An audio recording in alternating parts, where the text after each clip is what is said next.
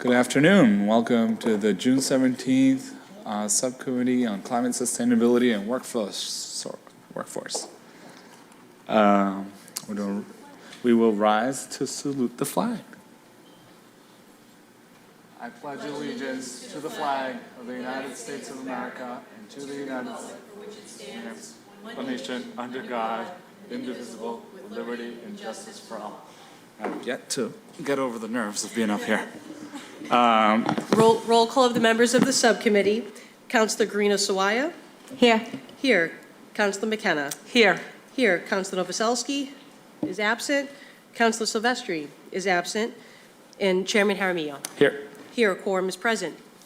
There's one motion on this evening's agenda, motion presented by Councilors Jaramillo and Guarino-Sawaya, that the City Council order to a public hearing an ordinance further amending the revised ordinances of the City of Revere, establishing a program to divert waste from landfills and incinerators to offset waste disposal costs.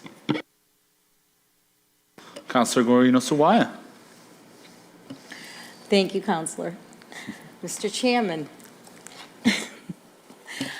Okay, so we put this motion in together. I'm really thrilled, to be honest with you. The oldest trash incinerator in the country not only creates harmful emissions, but it's an also dangerous ash that winds up in the unlined ash dump. In a very fragile ecosystem, this is part of Rumney Marsh. Anyone who cares about our environment will vote yes. Anyone who cares about the health of its residents, especially in the Point of Pines and Riverside, will vote yes. In the long run, it will save the city millions and millions of dollars. Community composting can help alleviate the amount of trash that gets sent to WIN. One major benefit of composting, for me, is what is added to the soil. It's an effective way to deal with flooding as it filters through the soil and holds more water. As a councilwoman representing Ward 5, this would be essential as we are surrounded by the coast and homeowners are at risk due to coastal flooding and climate change. Thank you.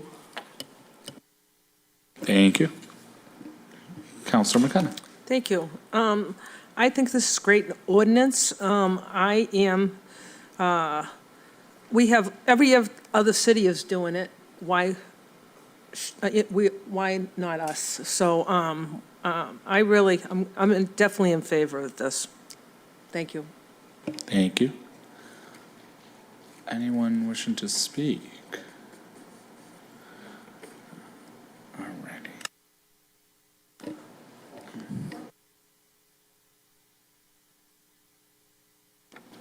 Name and address for the record. Thank you. Paul Agenzio, 245 Reservoir Avenue, councilor from Ward 4. Mr. Chairman, members, working for the DPW for all these years, I think anything that will divert waste out of the waste stream is an excellent idea, and I applaud you for this motion. We definitely need to start thinking outside the box and come up with solutions to our trash, our recycling. We had a little discussion about this at the Ways and Means Committee meeting, the budget, about diverting mattresses out of the waste stream because it's cost so much. Revere is fortunate. Revere does not have pay-as-you-throw trash fees. We're very lenient. We try to support the residents as much as we can, but it is getting extremely expensive, so I applaud this and in full support. Thank you. Thank you. Anyone else wishing to speak? Councilor Kelly. Name and address. Welcome. I think this is great. I am in support of it, but looking over the ordinance, I just have a couple of questions. The 30% of all waste from traditional waste disposal mechanisms can potentially save the city millions of dollars in traditional waste disposal. Are we basing this on specific data from other cities, and if so, do we know which ones? Thank you. That's a great question. And we have some experts in the crowd, so. Great. Do you have more questions? I do. Okay. Do you want to, one question at a time, or what do we want to do here for our experts? Sure. So, Come on. hi, everyone. Here it comes. Name and address for the record. Hi, everyone. Cindy Lupi. I'm the National Field Director for Clean Water Action, and I live just over the line in Winthrop, so I'm excited to be here tonight. The figure around 30% of our overall waste coming from food scraps and organics is a statewide figure. So, could vary slightly from Revere, but all the communities, the state as a whole, about 30% of the waste that is currently going to trash burners and to landfills is organic food scraps. So we're saying an average of 30%. Great, thank you. Because I gather there'll be more questions we'll need your help with. Maybe. Thank you for that answer. I appreciate that. And I'm wondering if we basically have some kind of an approximation of how many people we think may enroll in this program, in terms of, so we could get kind of an idea on percentages of what we think the participation rate would be. Sure, thank you. I don't know if someone from the crowd has some information on that, around that. Councilor Kelly, I can say that we don't have an approximation per se, but we can say that once we get to a critical mass of enrollment, the prices do reduce significantly. The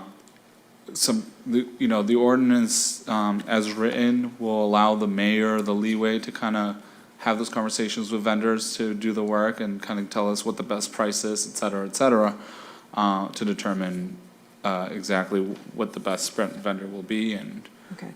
So then this will be a revolving fund. That's how that's the mechanism that this will, so in part, at least $25,000 of this program will be a diversion from the mitigation funds from our current waste program, which we just authorized. okay. And this is going to be a completely opt-in program, correct? Correct, yeah, so this is 100% optional. This is not an added tax, or no one is paying extra out of this unless they want to enroll. Okay.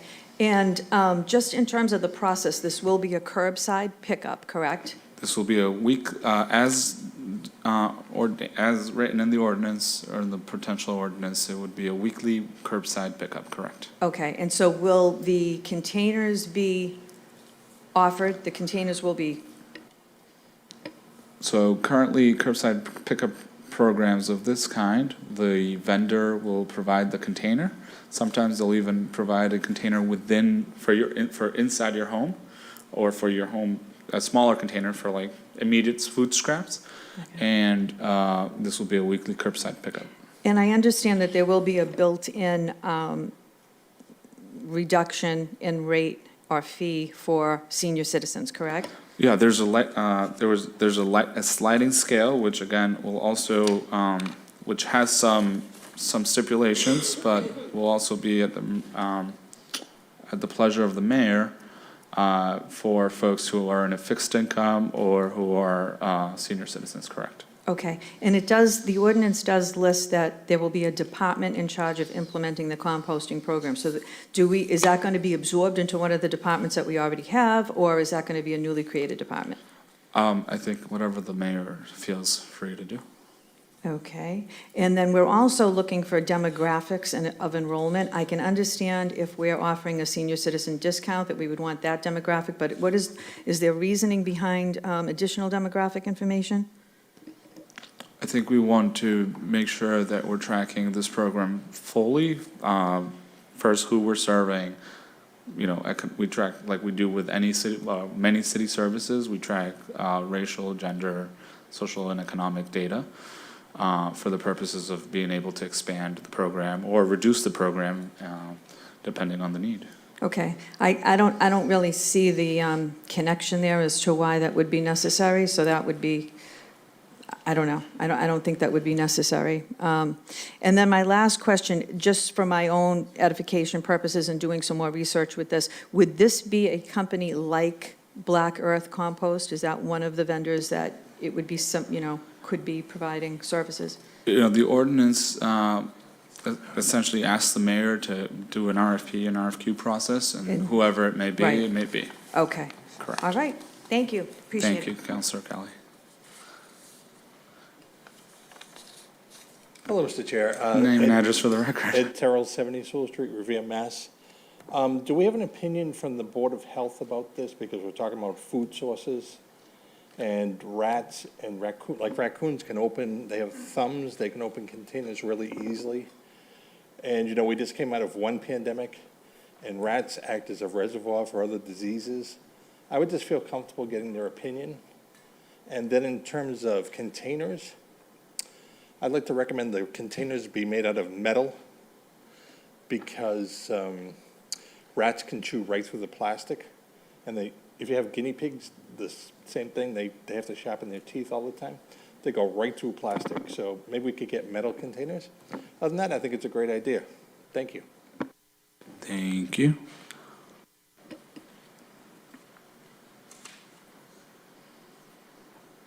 Name and address for the record, sir.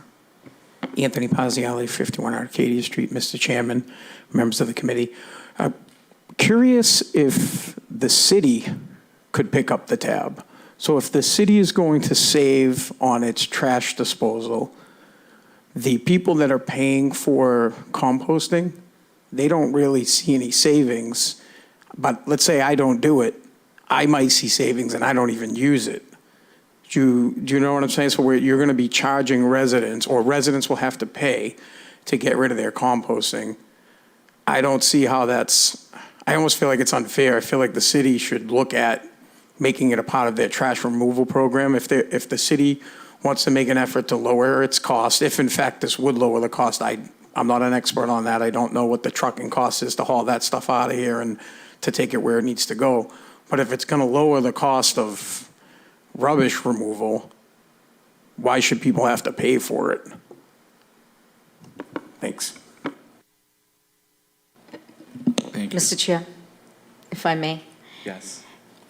In the motion, it actually states that we would be looking for grants and whatever the mayor could find that could help us pay for it. So it may well be that the city would be picking up the tab for it. So this is just the early stages. Thank you. Thank you, Councillor Guarino Sawaya. Name and address for the record. Loretta La Centra, 30 John Avenue in Revere. I want to thank Councilor Sawaya Guarino and, of course, you, Juan, for the proposal for the composting. I live in the Riverside and am directly impacted by the wind waste incinerator. There was actually a presentation done in Saugus last week where a gentleman from Mass DEP came in regarding a potential air quality monitor being installed in Saugus, and they discovered with the wind direction that the Point of Pines and Riverside neighborhoods are the most impacted area from that incinerator. So anything that we can do to reduce the amount of trash that goes there, and the figure is 30% that can be taken out of the waste stream and composted. That's so very important. This incinerator being the oldest incinerator in the country, there are currently changes to EPA regulations going on right now that oversee incinerators, and potentially that incinerator is going to have to close if they can't meet the new standards. So anything that we can do to divert this type of composting material really needs to be looked at, and I appreciate you forward-thinking folks who are trying to do that for the city of Revere. Thank you so much. Thank you. Name and address for the record. Hi, everyone. Cindy Lupi, Field Director for Clean Water Action, and I live just over the border in Winthrop, and I'm here speaking on behalf of our Revere members. So we are thrilled that Revere is considering expanding a food scrap diversion and composting program. This is one of the often overlooked sources of global warming pollution that is very significant in the state. Food scraps create methane emissions in landfills, and methane is 80 times more potent a greenhouse gas than carbon dioxide. So it's actually a very significant problem to tackle, and really give Revere all kinds of praise for considering this, in part because, like Winthrop, Revere is a coastal community, and the more that we can do to reduce emissions over the long run, the more resilient as a community we'll all be. A few things about what other communities have experienced moving forward with these kinds of programs. I know there's always a really smart instinct to look into the feasibility and costs of these kind of programs. And one of the first communities that moved forward with a compost program that featured curbside pickup was Manchester. Manchester has experienced reduced solid waste costs because tipping fees for regular trash pickup are more expensive than they've found the composting pickup to be. So that's trending in the right direction and is good news for all of us. The other thing that they have found is that there have not been significant public health or rodent issues, in part because the containers for compost are very similar to the containers for typical garbage. And it's really just the difference between putting the food scraps in one container versus the other that are very similar in makeup. So there isn't an increased burden for communities, which again is good news for all of us.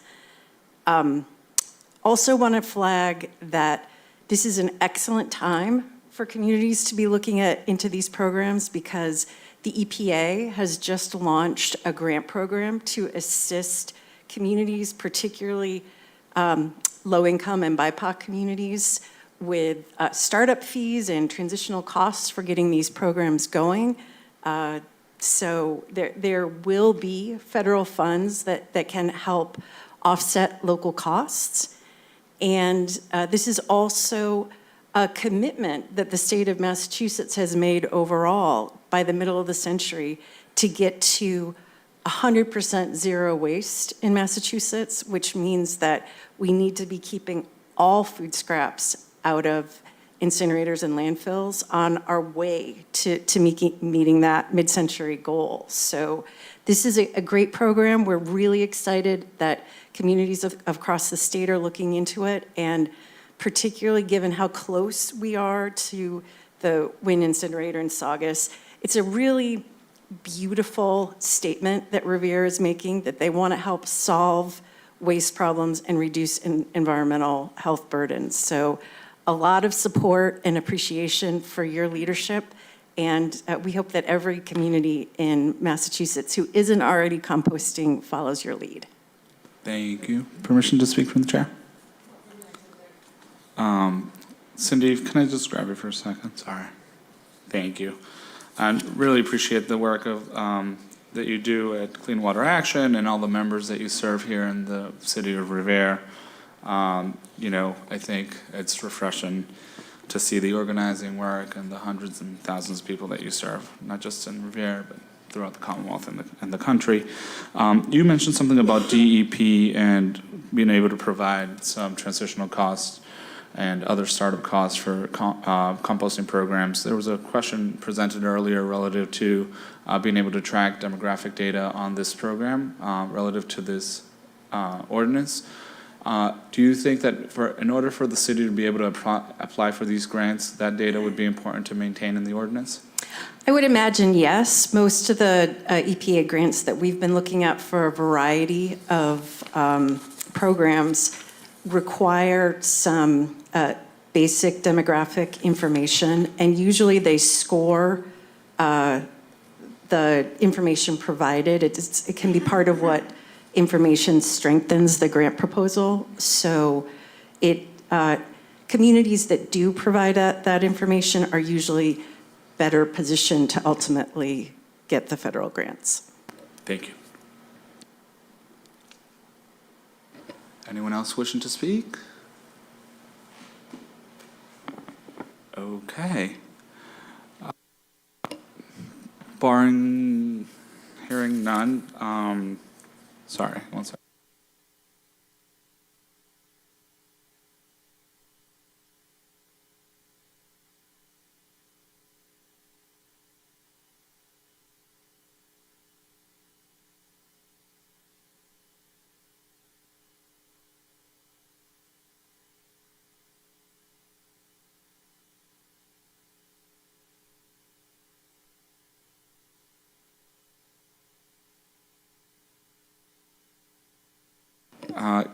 The chair asked for permission to speak again. Oh, sorry. Name and address for the record. Robert Haas, 161 Fenley Street. I was just wondering, in regards to seniors, I know the city's been pretty good about this in the past. Will there be some kind of informational program for people willing to learn or people that are interested but don't know too much about it? Maybe something online, maybe like a half-hour ad or a program that they could watch and kind of learn about exactly what composting is? Thank you. Thank you. Yeah, so the ordinance, and I can't remember exactly where in the ordinance, but it actually allocates some funds, some resources to some outreach for the educational purposes of this program. Within that, of course, our senior citizens, or our folks in the elder community, aging community. Mr. Chairman, Yes. able to speak, please? Councilor Haas, we could put it on Revere TV. They have the water. It's always constantly running, but they have all this information and news on the Revere channel, so we could put it on there too, I think, and just educate the people. We could go in schools and educate the kids, so bring flyers home to their parents. I mean, there's so many ways we could do this. Great, thank you. Thank you, Councilor Haas. Okay, any motions on the floor? Councilor Guarino Sawaya. Thank you, Mr. Chair. I'd like to add language, I'd like to put in a motion to add language that asks the mayor to have DEP and, what's the other one? What's the other one? EPA, yeah, EPA, look for grants. Yeah, to apply for grants through them. Motion on the floor to direct the mayor. Federal funding, right? What section are you amending? Hold on.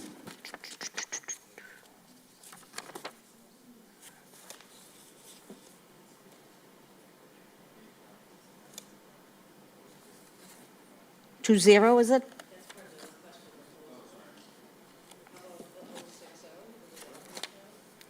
The revolving, yeah, do it out of the revolving account.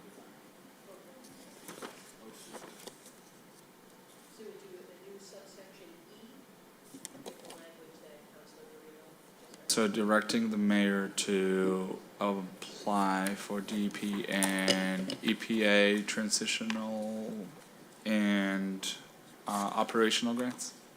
I'm sorry, one more time, DEP And EPA, and EPA. yeah. Transitional and operational composting grants. Transitional and. Operational composting, yeah. The counselor will get you some better language if it's helpful. Once we.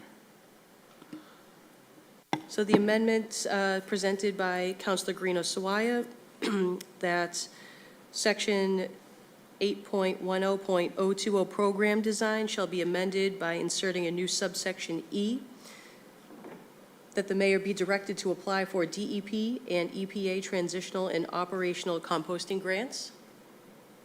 Is that, okay. Yes, thank you. On that motion, roll call. On the amendment, Councilor Guarino Sawaya? Yes. Yes. Councilor McKenna? Yes. Yes. Councilor Novoselsky is absent, Councilor Silvestri is absent, and Chairman Harabio? Yes. Yes, the amendment has been approved.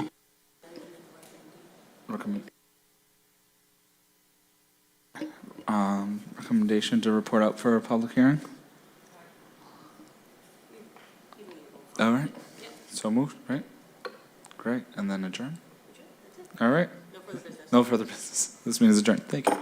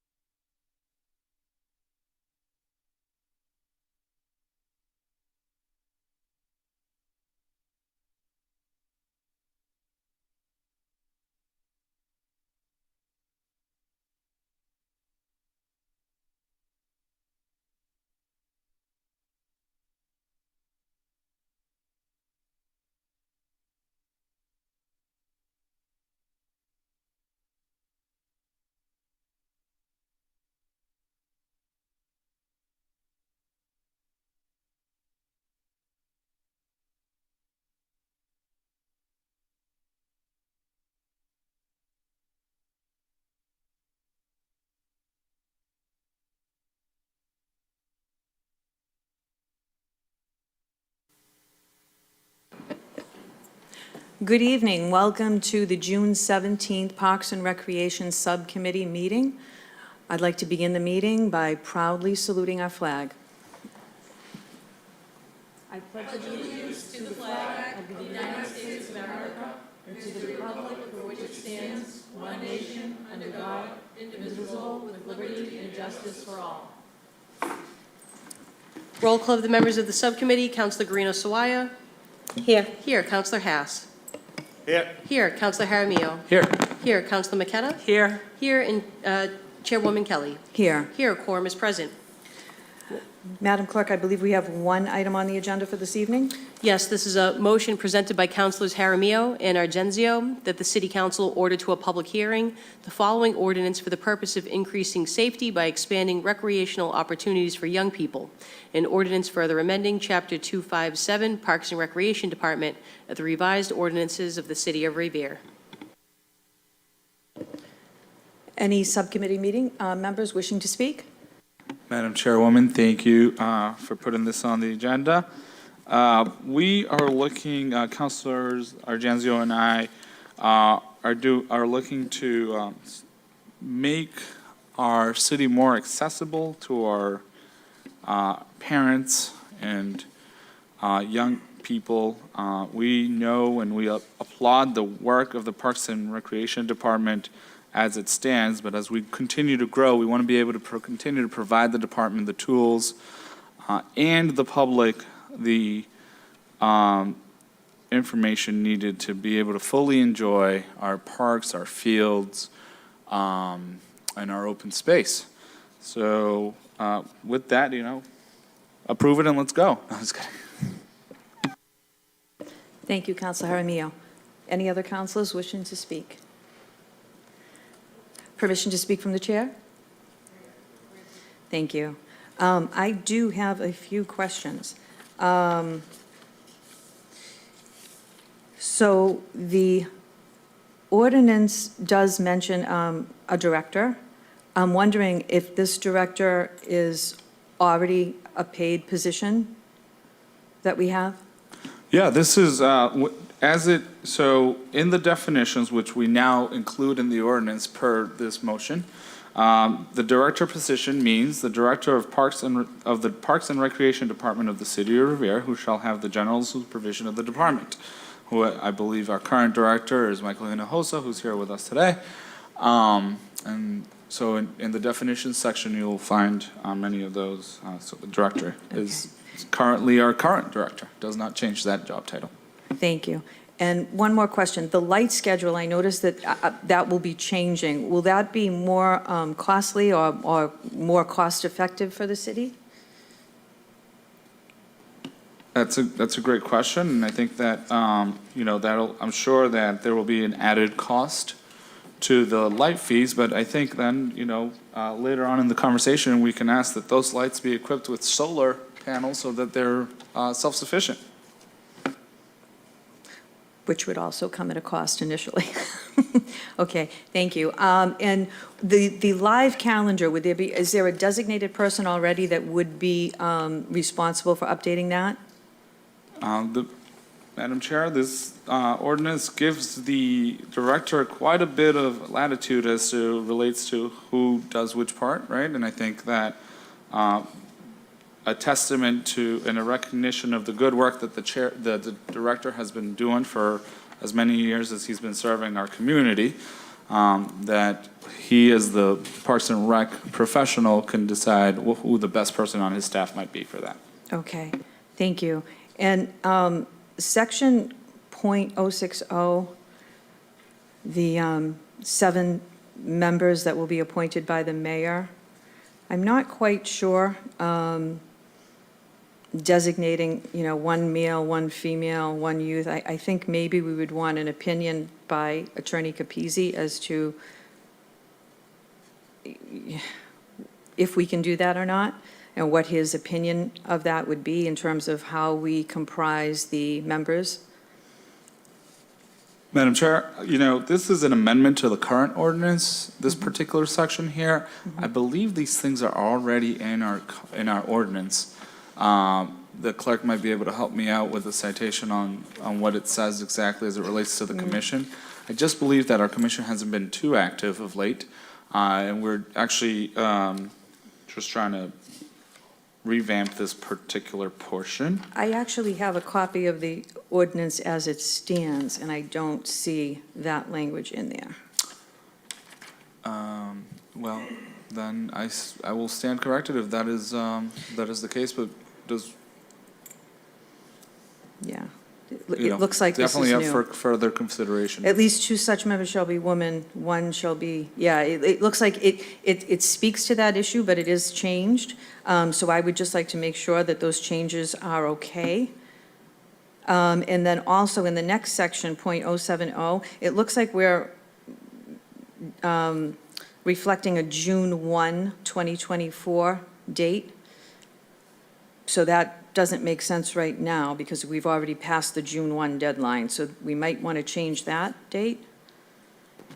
Yeah, I mean, I think that, you know, this is all pending approval, right? Okay.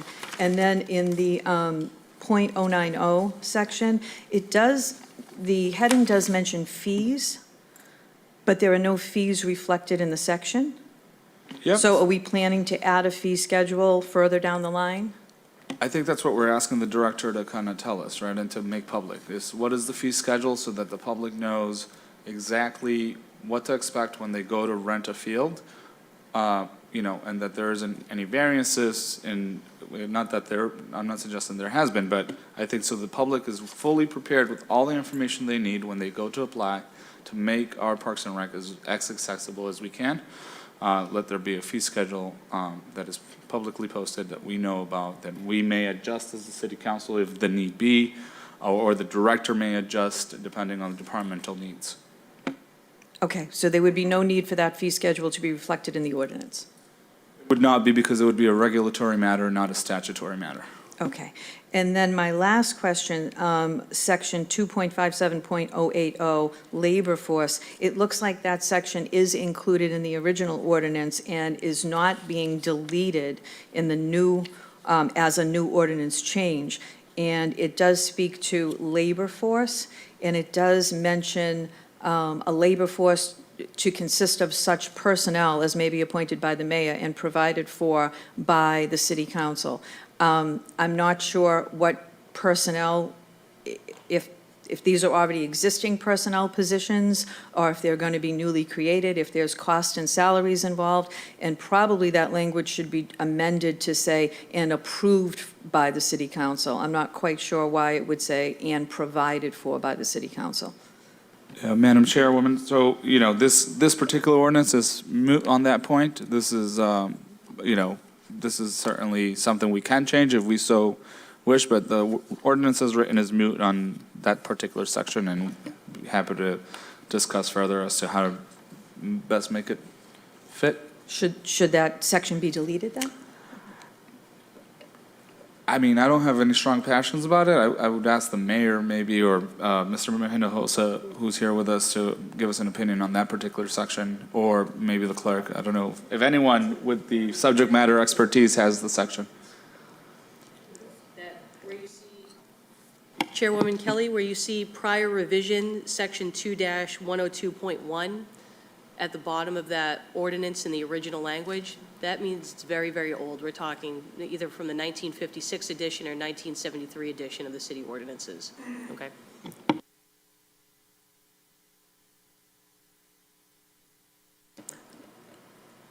Well, I think we should possibly amend that to have that section deleted if it is unnecessary. If everyone is in agreement with I'll it put being the motion in. unnecessary.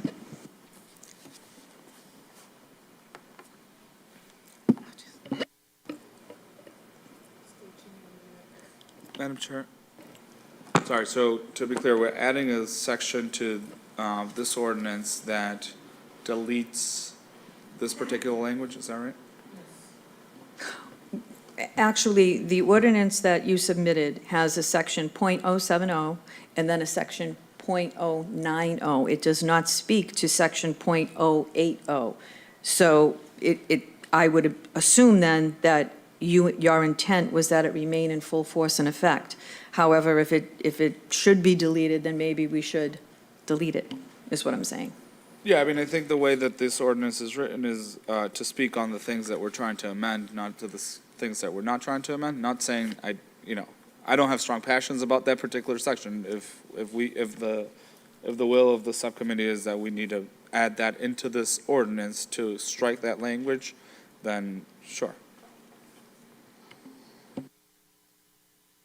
And considering the fact that this is such an old ordinance, and going back to my previous point about the demographics that are listed here in terms of the makeup of the members, I would feel more comfortable if we get an opinion from Attorney Capizzi on exactly how that should be reflected.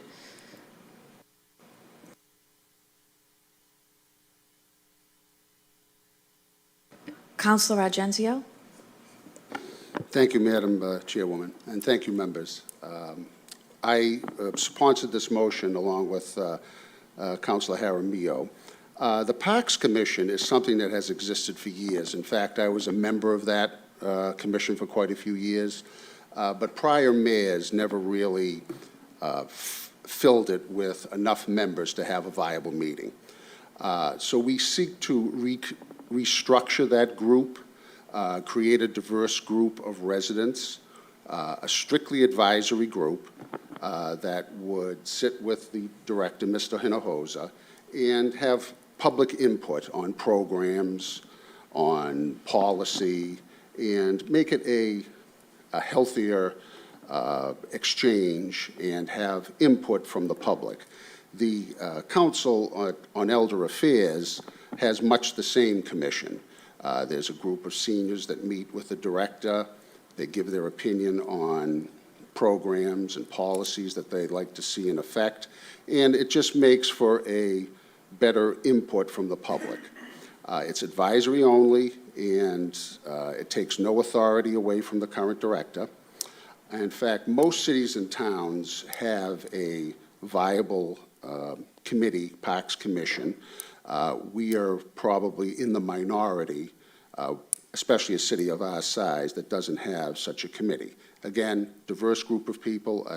We could certainly ask for an opinion from Mr. Capizzi if some of the things in there aren't quite correct. I know the old ordinance did speak to males and females, spoke to having somebody represent the youth and represent organized sports. So I think that just makes a healthier situation. Now, as far as public field use, these are public fields that every taxpayer has the right to enjoy.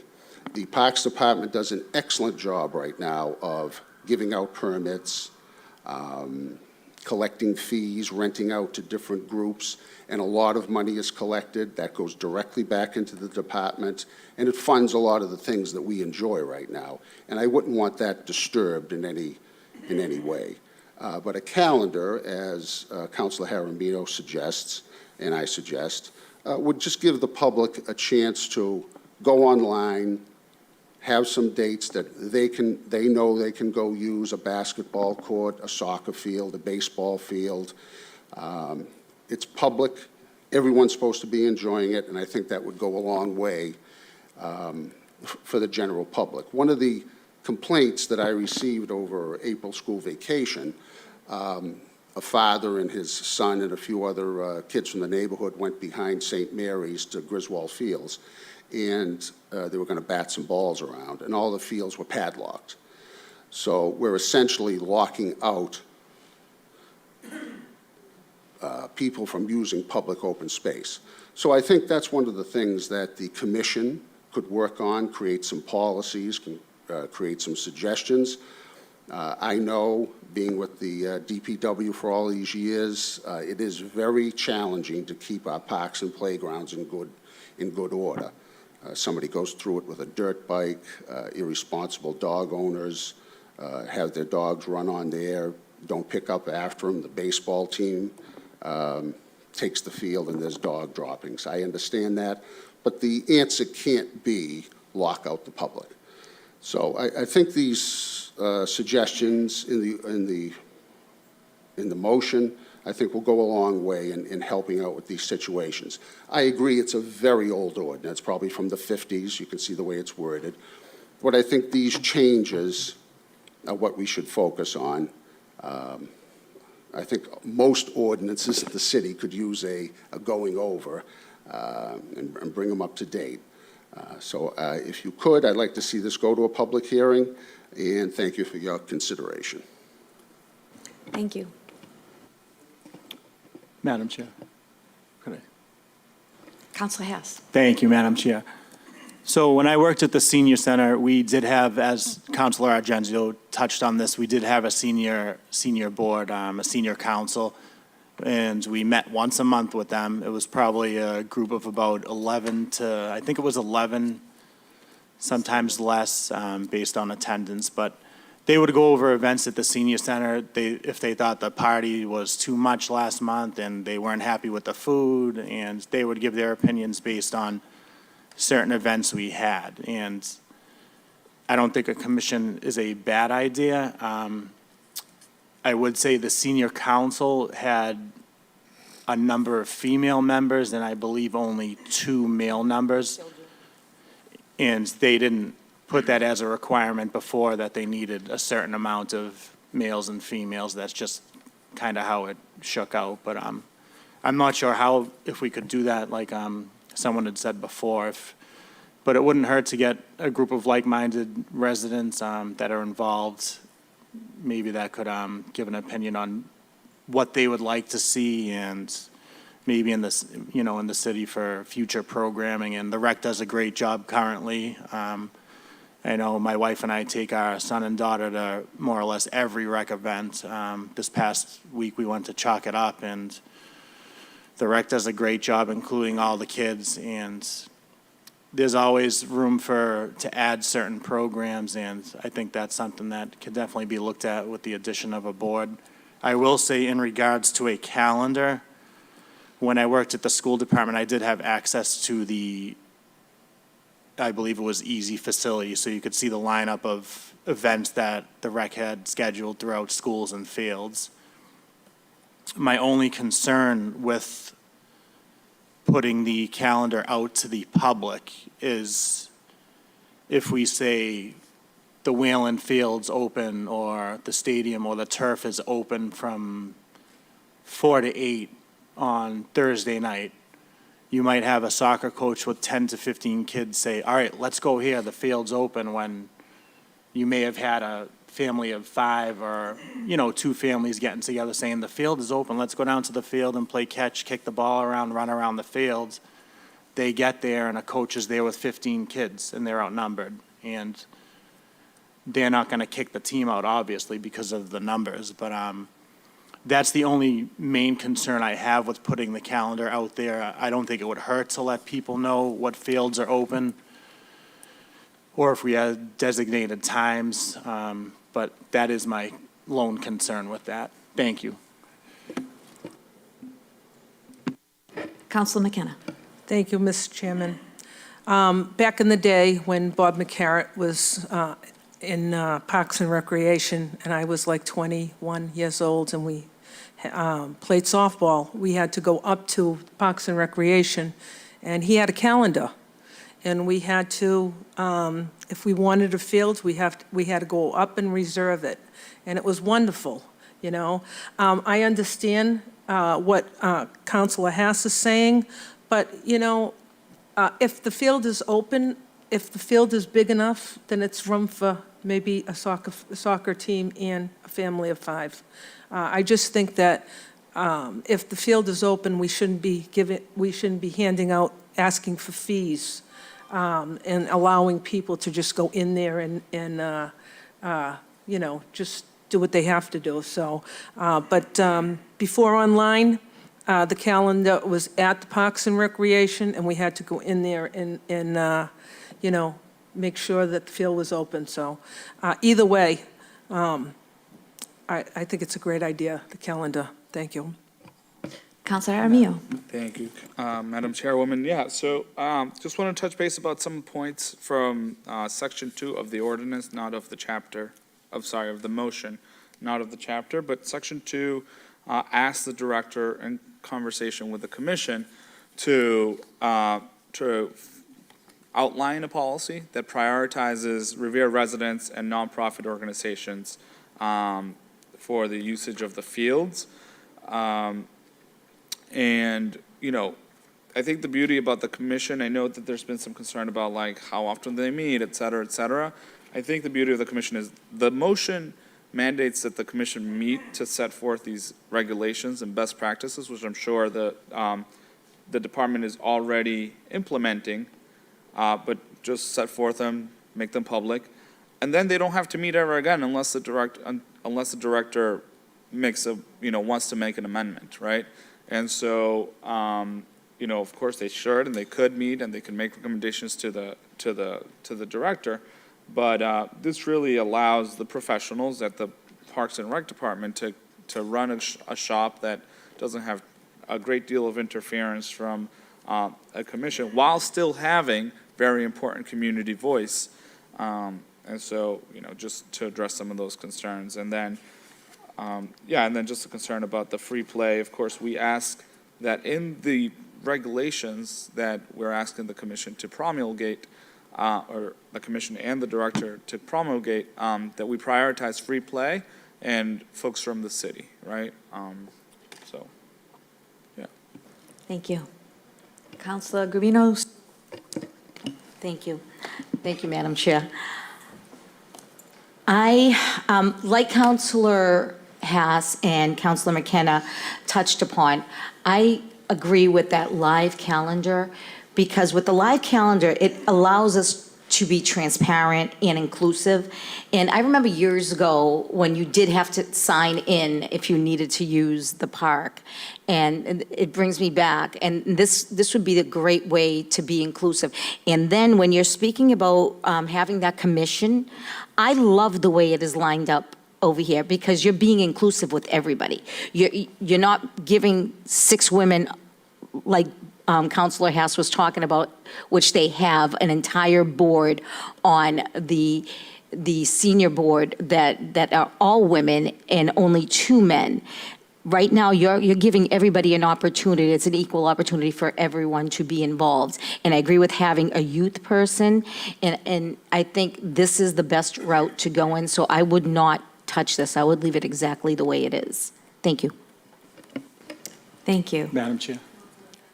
Counselor Hass. Thank you, Madam Chair. So Counselor Sawaya brings up a great point. The reason that I brought up the senior board and the number of females as opposed to number of males on the senior council was that the senior center is more, I don't want to say it's not, there are a lot more female members. With the commission, the way it's based in the motion here, it will be more reflective of the community as a whole. Everybody goes to the rec events, young kids, teenagers. There are students that work at the rec. Families go. A lot of people have history with the rec department. Joanne McKenna brought up Ace McCarrick. I worked at the rec as a young kid. Ace and John Powers were my first bosses, along with Helen Papa. But I do remember people walking into the office to find out if a field was optional, a field was open, and if they could get in there. And nobody wants to see the kids and families on the fields and in the gyms, probably more than me, but along with my fellow counselors. But as I'm trying to work out weekend workout. But anytime we can get our residents on the fields and in the gym, I think that's a good thing. Thank you. Thank you. Any further comments from subcommittee members? Madam Chair, after we have someone else speak from the public, is that when we'll offer up motions or amendments? Okay, sounds good. Thank you. I was going to go to members of the public next. Members of the public. How are you? Michael Hinojosa, 37 Amelia Place. I'm the Director of Parks and Recreation. I've just been sitting and listening, and it seems like there could have been some maybe questions directed towards me or questions for some of the motions that have been put in, but I did want to touch upon the public calendar for a little bit. So I've been tasked with a, $7 million, Harry Della Russo Stadium that we built, $5 million that we spent on Griswold Park, okay? So those are two facilities that we want to keep and maintain for a long period of time in our city, that we can't keep building things without protecting them. Councilor Argenzio brought up a great point, and I know he's seen it a lot in his career. When we leave those facilities unlocked, dog owners are not very responsible. Everybody says they're a responsible dog owner. They're not. We've come down there. Our bases have been ripped out. Our plugs have been ripped out. Holes dug. Dogs really do, a disservice to our facilities. We have kids on there every single night. So I would argue that the community is using those facilities, and they're using them in organized sport. Okay. And that's the reason that those places are locked during the day. And in response to the person who couldn't go down and use St. Mary's, literally a 5-minute walk away would have been SBA, where we don't lock up.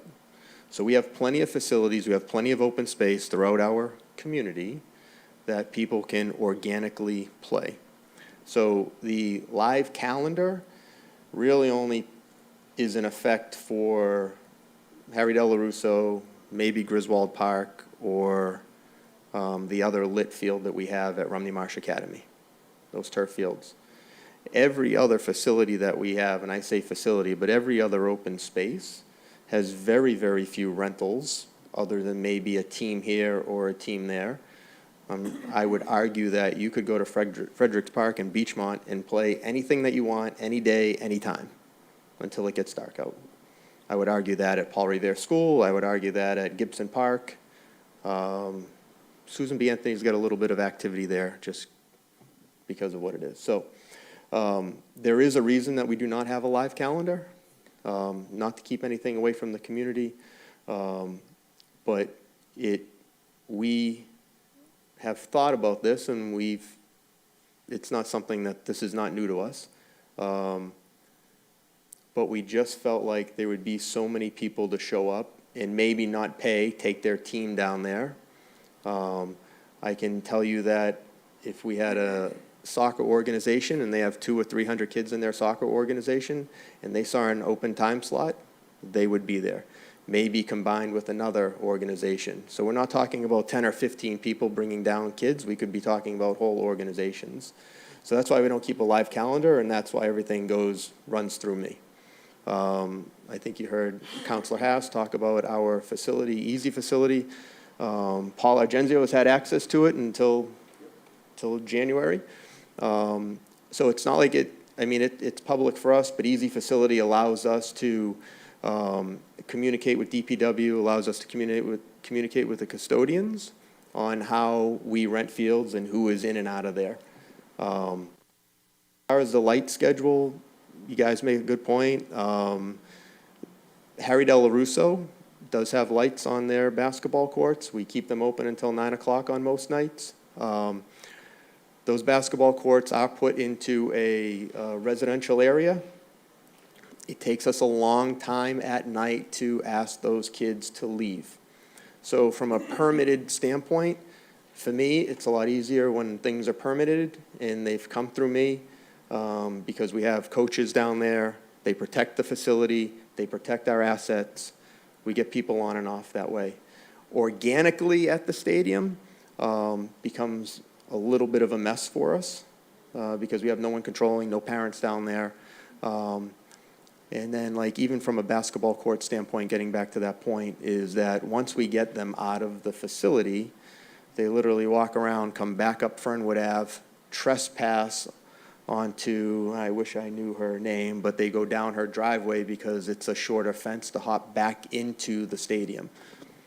So we have people trespassing, and then, of course, they are on that court until sometimes all hours of the night. So we've had many complaints from that neighborhood. So we try to shut it down at a reasonable hour.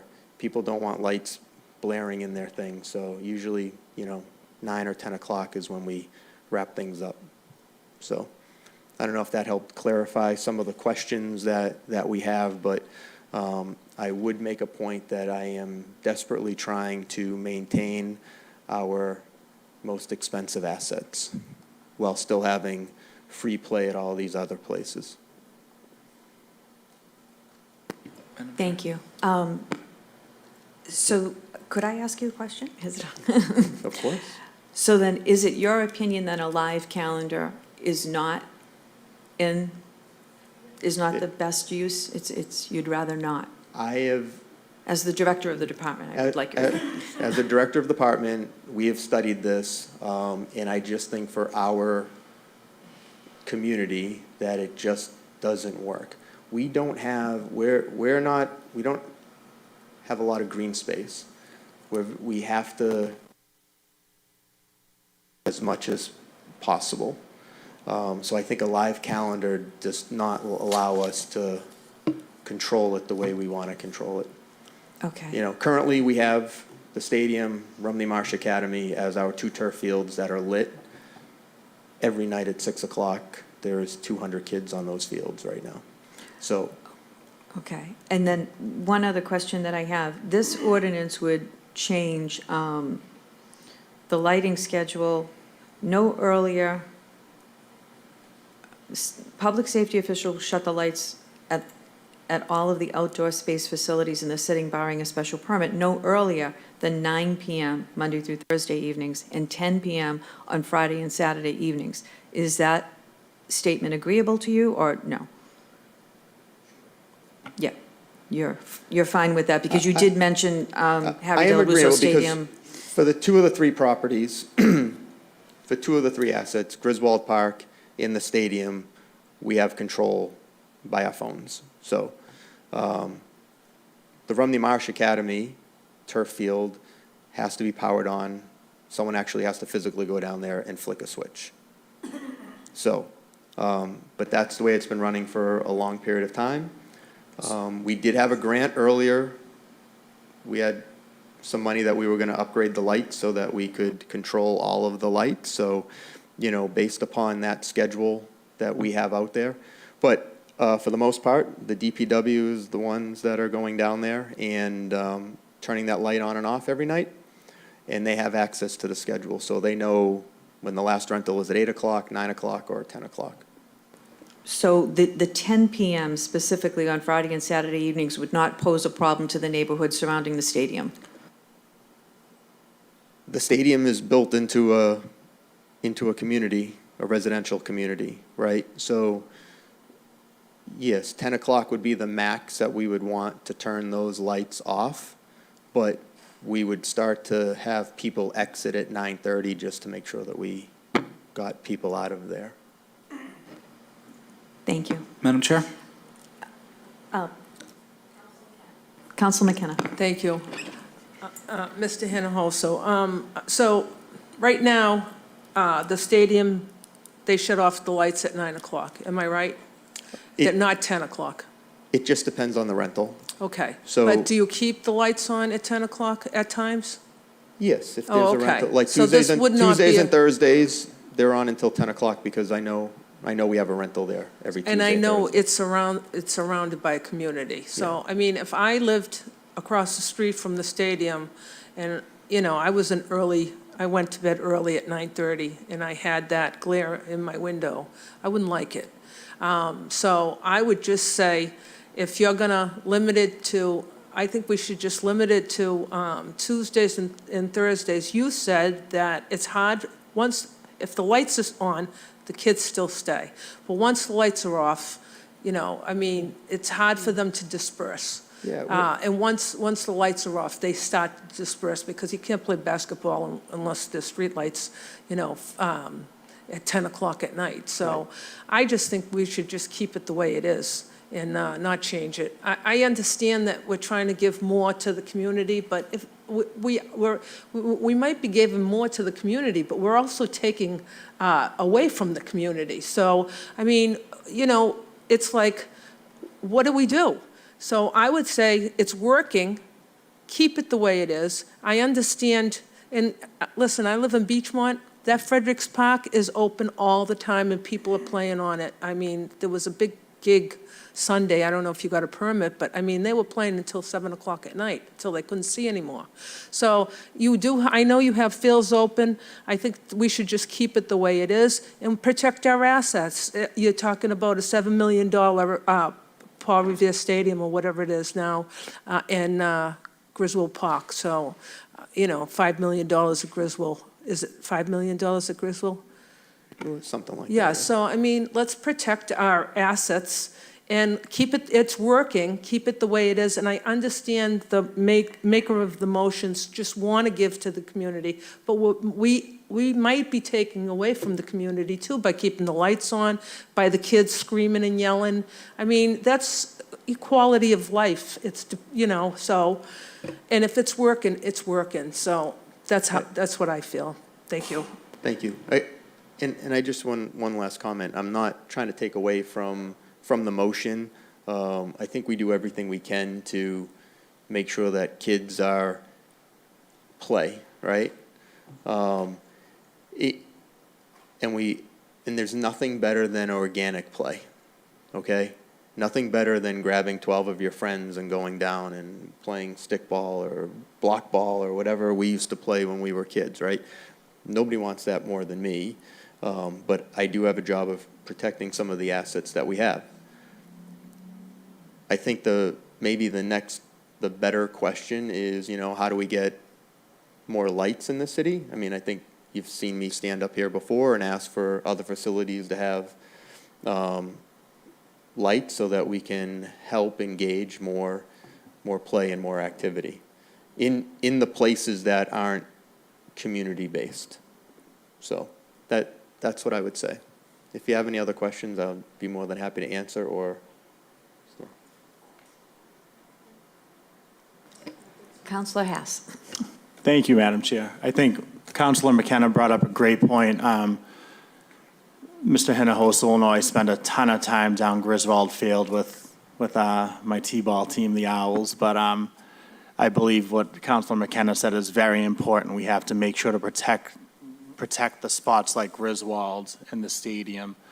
And I also think it's a fine line too, like Councilor McKenna said. We leave the lights on a little later. It affects 15 to 20 neighbors. Their sleep's affected.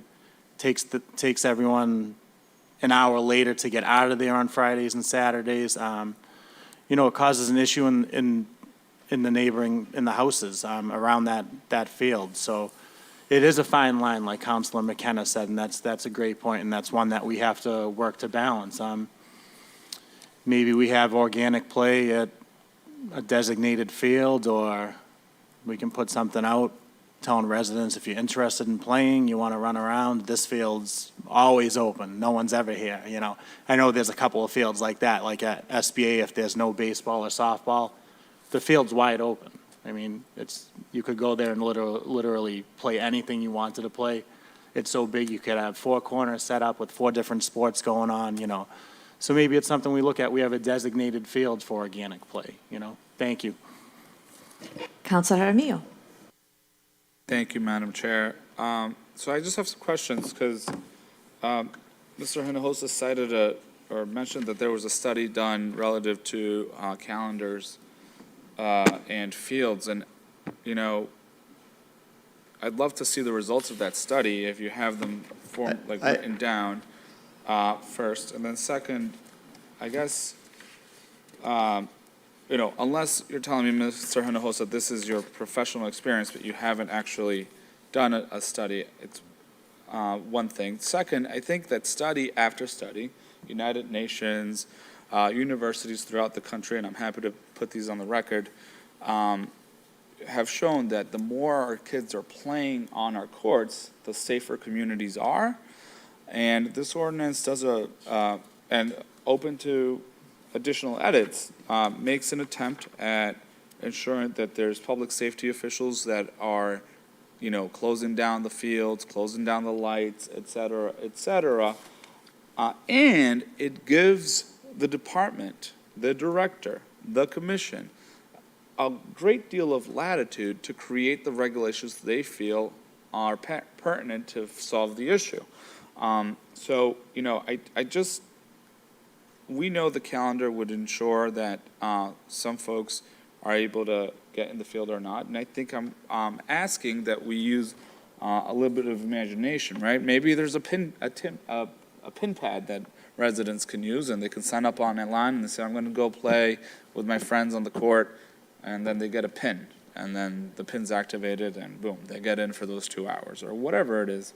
But it gives, again, the professionals in the field, you, Mr. Hinojosa, and your team, all the latitude to create those regulations while ensuring that we have that balance around lights, and we have that balance around who's using the fields when and where.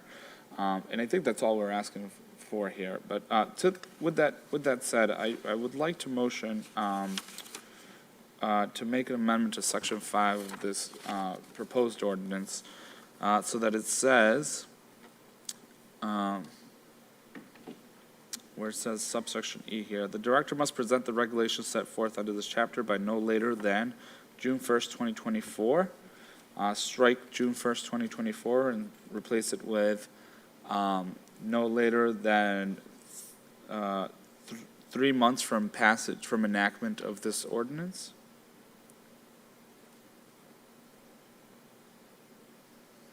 And then in the next sentence, the commission must approve the regulations set forth by the director no later than September 1st, 2024. Strike September 1st, 2024, so that it says no later than 4 months after enactment.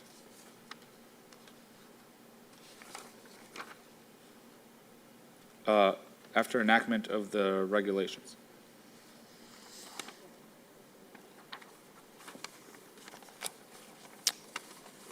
Thank you, Madam Chair. I need the restroom. Councilor Agenzio. Thank you for your indulgence. I think what's happening here tonight is a glaring reason why we could use a Parks Commission, where we all have thoughts, we all have ideas, and a Parks Commission could discuss these things and come up with some solutions. The City Council doesn't necessarily have to get in and discuss things like this. A Parks Commission would be well-suited to discuss all these things that we brought up here tonight.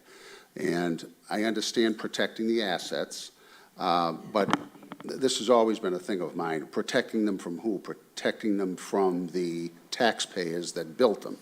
As Mr. Hinojosa said, $7 million for the stadium, $5 million for Griswold Fields. The taxpayers paid that. So protecting them from who? I understand that. I understand it's a challenge. Believe me, I know better than anyone how it is to maintain these fields.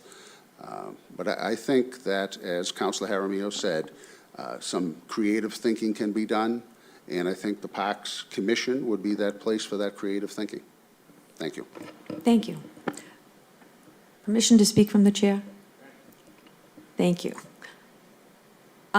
I just have one comment. If we're not receiving any complaints right now from any residents regarding glaring lights or noise or anything like that, I'm just hesitant to increase the timing of this lights, because I think then it may cause some complaints to exist from nearby residences.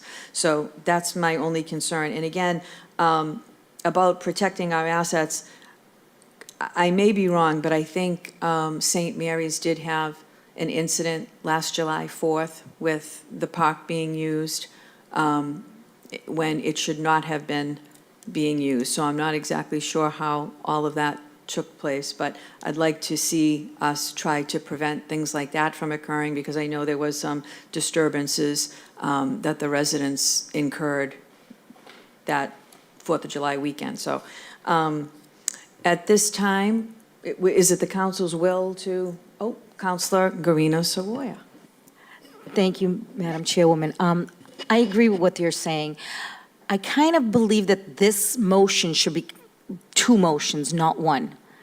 It should be two separate motions. I was just speaking with Councilor Haas, and I agree with you that the lights should not go on any later. I think you're asking for trouble putting them on later, not only with the residents, the surrounding people that live there, but also with what you're going to get in that park after hours.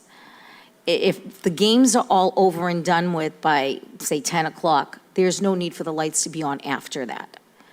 And I think we're talking about two separate issues. The commission is one thing, and then the light situation is another. So how about me putting in a motion to separate it, make it two separate motions? Would that be okay, Madam City Clerk? It doesn't matter? It just seems like it's too much in one motion. Chapter 2 point, this is how it's written currently in the ordinances.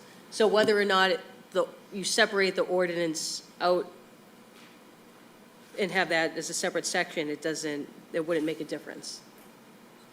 Because you're still working on the same ordinance. Madam Chair. Councilor Hess. Thank you, Madam Chair. So Councilor Sawaya brought up a great point. I almost feel like the creation or the revitalization of the rec commission should almost be its own motion. It shouldn't be lumped in with the lights. It seems like there's a lot to unpack here. I would like to see the creation of the rec commission put forth as its own motion, separate from these other instances. Thank you. Madam Clerk, would we have your opinion on bifurcating this? If that's the will of the committee to do that and just focus on the commission portion of it, and you're essentially leaving one portion in and just creating a new ordinance just relative to the commission, you could certainly do that.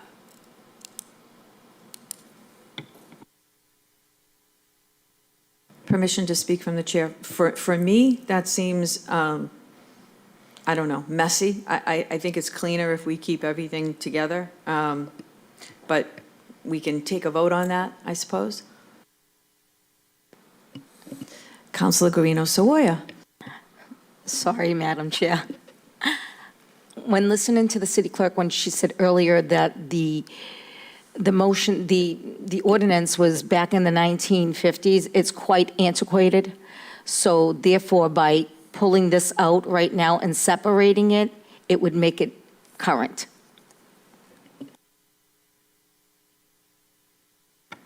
Could I just say one more last comment? Councilor Argenzio. Thank you. Thank you for your indulgence.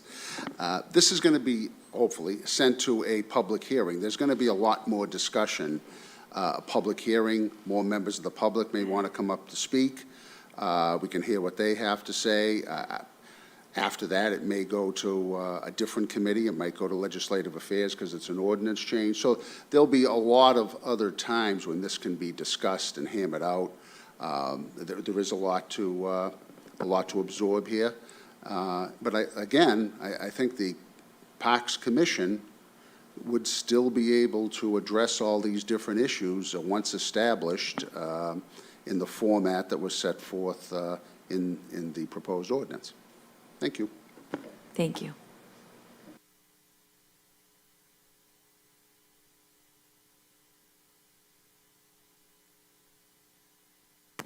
We have a few motions on the floor, right? Councilor Jaramillo had a motion amending Section 5.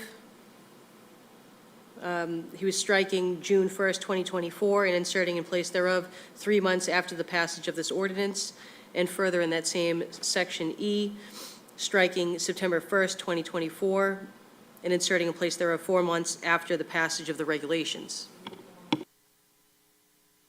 All in favor, all opposed to that amendment?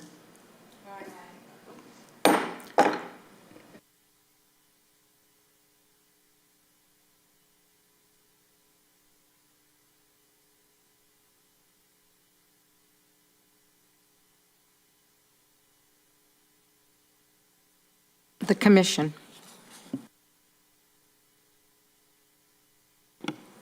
So you want to do Section 4 and 5 as one ordinance, and then sections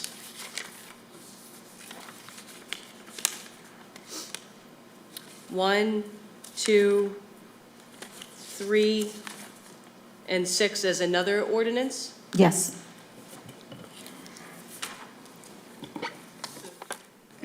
Madam Clerk, I just have some questions here, because Section 2 talks about the regulations that the commission needs to promulgate. And so, I mean, really, You have to keep this together. yeah, I mean, I'm looking at it to I- be fair. sorry? I want one of each person on there. Yeah, we're gonna So it keep makes it fair. So this is, But sorry. Oh, we got to speak on the mic. So I think, yeah, so we're going to create a second ordinance that includes most of this, except the definitions, which I think are just operatively nice to have. And then, so I mean, if we need to have further discussion, maybe we can motion to table or whatever it is, but. The committee could decide to leave this in committee, and I can certainly work with whoever to draft proper language as you guys are discussing now. I'd like to make a motion Yes. to keep it in committee, please. Counselor not- McKenna, Thank let's you. take a roll call vote on Counselor McKenna's motion to keep this in committee. On Councilor McKenna's motion to leave this ordinance in committee for further discussion, Councilor Guarino Sawaya? No. No. Councilor Haas? Yes. Yes. Councilor Jaramillo? Yes. Yes. Councilor McKenna? Yes. Yes. And Chairwoman Kelly? Yes. Yes, the ordinance will remain in committee for now. No further business. That concludes our meeting tonight. Thank you.